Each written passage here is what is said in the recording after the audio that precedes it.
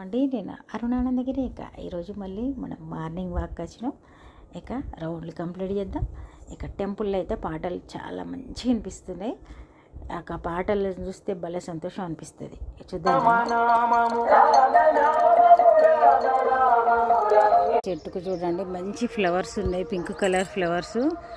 అవి తెంపుదామంటే చాలా హైట్ ఉన్నాయి. ఫాస్ట్గా నడిచినాయి అలా. ఇది యోగా, ఇది పువ్వులు, ప్రకృతి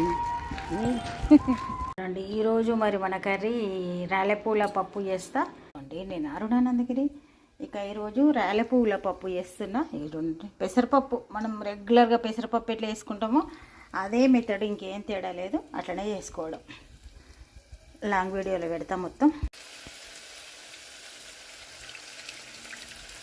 వేసేటప్పుడు కూడా ఇట్లా అనాలి, ఏమన్నా చిన్న చిన్నగా కాడలు లాంటివి ఏమైనా ఉంటే రాకుండా వేసేస్తే అయిపోతుంది.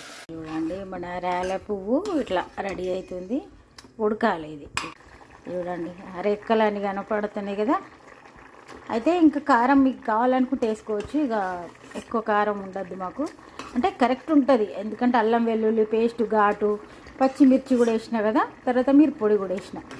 ఈ పప్పు ఎట్లుండాలంటే ఉడకాలే, కాకపోతే ముద్దగా మారదు. రోజు మరి మన వంట చూద్దాం రండి. ఇవి చూడండి, ఈ పూలు రేపటి వికసిస్తాయి. చూద్దాం.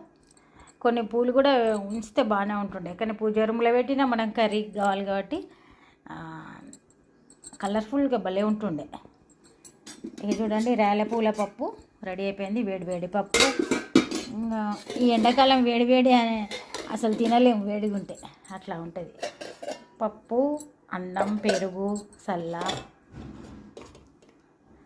తర్వాత ఇక టమాటా పచ్చడి.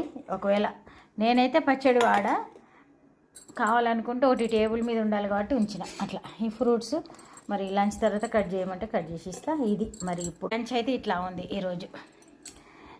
నేను అరుణానందగిరి. ఇక ఈరోజు సాయంత్రం ఇక్కడ చూడండి మేడం రిటైర్ అయ్యారు. రిటైర్ అయిన సందర్భంగా అందరికీ గెట్ టుగెదర్ పార్టీ అరేంజ్ చేసిండ్రు. ఇక అందరం కలిసినాం. వీళ్ళందరూ కూడా మనం తిరుపతి సేవా గ్రూప్ ఫ్రెండ్స్. ఇక అందరం అయితే ఒక 2-3 గంటలు చాలా సంతోషంగా అందరం ఎంజాయ్ చేసినాం. ఇక మేడం మనం ఇంతకుముందు తిరుపతికి వెళ్ళిన వీడియోస్లో ఎలా ఉంటారు. తర్వాత ఫ్రెండ్ పద్మ, వినోద కూడా మన వీడియోలలో అప్పుడప్పుడు అయితే కనిపిస్తారు. మొత్తానికి ఇట్లా స్పెండ్ చేసినాం.